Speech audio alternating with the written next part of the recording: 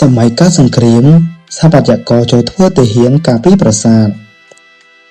មរតកបេតិកភណ្ឌរូបីគឺជាទឹកតាំងបង្ហាញអំពីអរិយធម៌របស់ប្រទេសមួយប្រជាជាតិមួយច្បាស់ជាជាងវ័យទាំងអស់បេតិកភណ្ឌរូបីនេះវានៅគង់វង្សបានយូរនិងស្រួលឃើញច្បាស់ជាជាងបេតិកភណ្ឌអរូបីឬក៏ធៀបទៅនឹងសមិទ្ធផលនៃសង្គមដទៃទៀតក្នុងពេលវេលាណាមួយនោះលើសពីនេះទៅទៀតស្ថាបត្យកម្មសក្ការៈអតីតកាលក៏គឺជាមរតកដែលនឹងត្រូវបាននៅគង់វង្សយូរអង្វែងជាងគេបំផុតនិងឆ្លុះបញ្ចាំងអំពីអរិយធម៌វប្បធម៌នៃសង្គមជាតិមិនថាជាសាសនានោះទេគោលបំណងធំបំផុតនៃជំនាញស្ថាបត្យកម្ម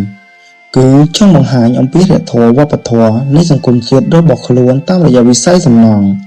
ដើម្បីឲ្យពិភពលោកមើលឃើញនោះគឺរួមមានទាំងការអភិរក្សនិងការអភិវឌ្ឍជាមួយគ្នានេះក៏ស្រាប់តែមានសង្គ្រាមឈ្លានពានរបស់ថៃដែលមិនគ្រាន់តែប្រាថ្នាយកត្រឹមតែដីសម្រាប់ប្រជារាស្ត្រមិនរើសមុខបំផ្លិចបំផ្លាញផ្ទះសម្បែងស្ពានថ្នល់ប៉ុនហេដ្ឋារចនាសម្ព័ន្ធប៉ុណ្ណោះទេ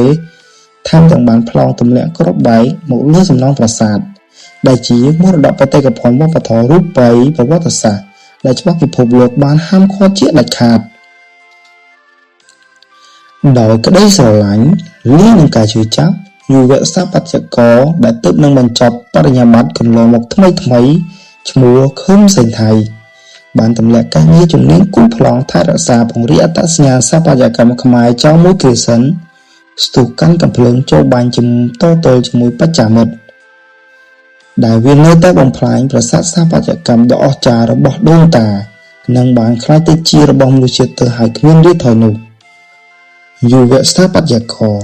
នៅពេលនេះពិតណាស់ដឹងថាសមរភូមិពុំមែនជាស្រួលដូចនៅក្នុងផ្ទះ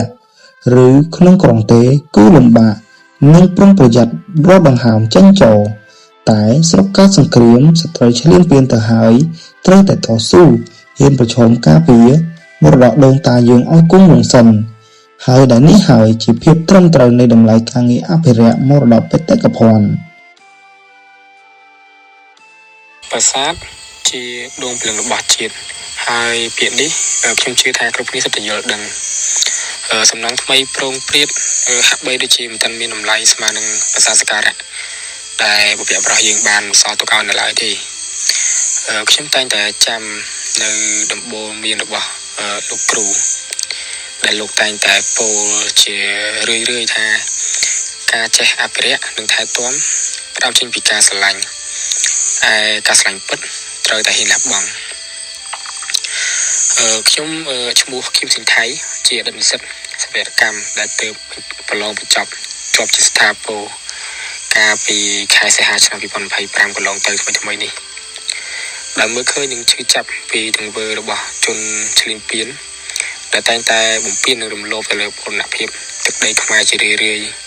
ម្ដងហើយម្ដងទៀតនោះខ្ញុំក៏បានសម្រេចចិត្តលាចាក់ឆ្ងាយពីវិស័យសិប្បកម្មមួយរយៈដើម្បីចូលបម្រើការងារជាយោធាហើយនេះគឺជាការផ្លាស់ប្ដូរដ៏ធំមួយរបស់ខ្ញុំពីទម្លាប់នៃការកាន់បិចនិងសភៅមករស់នៅក្នុងព្រៃដៃចាប់កាន់នៅអាវុធត្រៀមលក្ខណៈចូលប្រយុទ្ធជាមួយខ្មាំងទាំងឡាយណាដែលចូលទន្ទ្រានឈ្លានពានពិសេសគឺខ្ញុំមិនចង់ឲ្យសម្បត្តិបេតិកភណ្ឌខ្មែរមួយណាត្រូវបានគេបំផ្លាញនិងកាន់កាប់បន្តទៀតឡើយត្បិតគ្រប់គ្នាសុទ្ធតែបានជ្រាបច្បាស់ហើយថា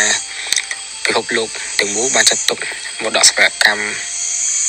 ទាំងនេះជាសម្បត្តិវប្បធម៌ដ៏ថ្លៃថ្លារបស់មនុស្សជាតិពិតមែនហើយជីវិតនៅសមរភូមិវាមិនស្រួលស្រាប់ហើយត្បិតខ្ញុំមិនដែលឆ្លងកាត់ស្ថានភាពគ្រោះថ្នាក់បែបនេះពីមុនមកការគេងយប់ទាំងព្រួយបារម្ភស្មារតីដល់តក់ស្លុតបន្ទាប់ពីឮសំឡេងគ្រាប់ផ្លោងវាសុទ្ធតែជាអីមួយដែលវាថ្មីសម្រាប់ខ្ញុំយល់មែនតើប៉ុន្តែសួរតែខ្ញុំខ្លាចអត់ខ្ញុំដូចជាខ្លាចឯង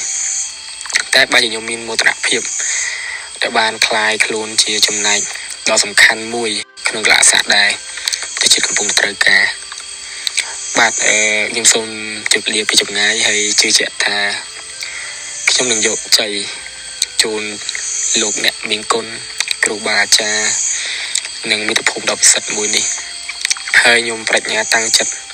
ប្រុងប្រយ័ត្នខ្ពស់ជួយនឹងភាពបរិសុទ្ធគោរពដឹងគុណ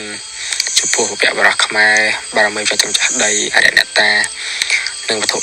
ស័ក្តិសិទ្ធិទាំងឡាយសូមមេត្តាជួយបីបាច់ថែសារខ្ញុំឲ្យមានសុខសុវត្ថិភាពគ្រប់គ្រងខ្ញុំឲ្យខ្ញុំអាចយកជ័យជំនះទៅលើខ្មាំងសត្រូវនេះជាសម្ដីផ្ទាល់របស់យុវស្ថាបត្យករខឹមសេនថៃដោយកំហឹងពួកកញ្ជ្រោឈឺចាប់ចំពោះសៀមដែលចូលមកលុកលុយបំផ្លាញប្រាសាទដែលជាមរតករបស់ដូនតាខ្មែរយើងបាទក្រោយពីស្ដាប់អតីតនិស្សិតស្ថាបត្យកររូបនេះនឹងមើលឃើញនៅដំណើរសកម្មភាពចាប់យកកិច្ចការថ្មីនេះតនឹងសភាពការក្តៅគគុតគួរឲ្យស្ងើចសរសើរនៃភាពអង់អាចក្លាហាននិងយកជាគំរូដើម្បីខ្មែរយើងបានសន្តិភាពរុងរឿងថ្កើងថ្កាងមកវិញសូមអរគុណ